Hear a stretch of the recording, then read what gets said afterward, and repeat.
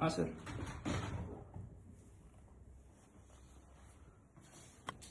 ಇದು rat snake ಅಂತ.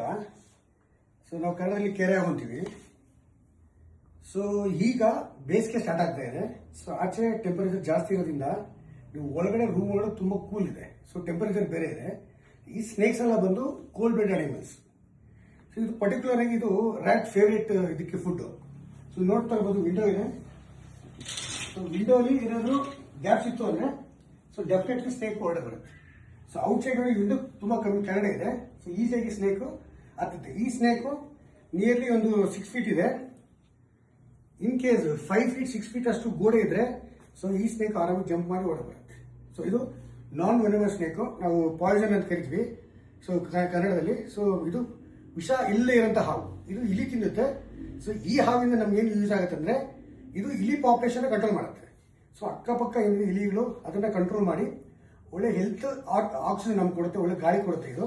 So ಇದು ಹೇಳಕ್ ಹೋದ್ರೆ ಇದು ರೈತ ಮಿತ್ರ ಅಂತ ಕರೀತಾರೆ. ಅದೇ ತರ ಸಿಟಿ ಒಳಗಡೆ ಜನಗಳಿಗೆ ಒಳ್ಳೆ ಆಕ್ಸಿಜನ್ ಕೊಡೋಕೆ ಹೆಲ್ಪ್ ಮಾಡುತ್ತೆ.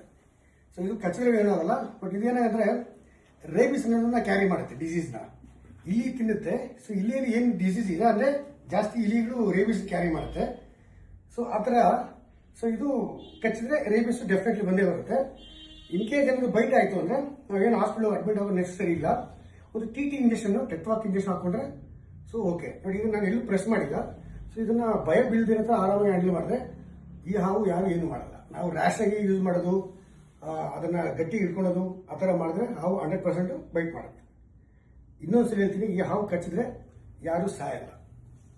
ಸೊ ಇದು ಫೇವ್ರೆಟ್ ಫುಡ್ ಇಲಿ. ಅದಕ್ಕೆ ಇದಕ್ಕೆ ರ್ಯಾಟ್ ಸ್ನೇಕ್ ಅಂತ ಇಂಜೆಕ್ಷನ್ ಕರೀತಾರೆ.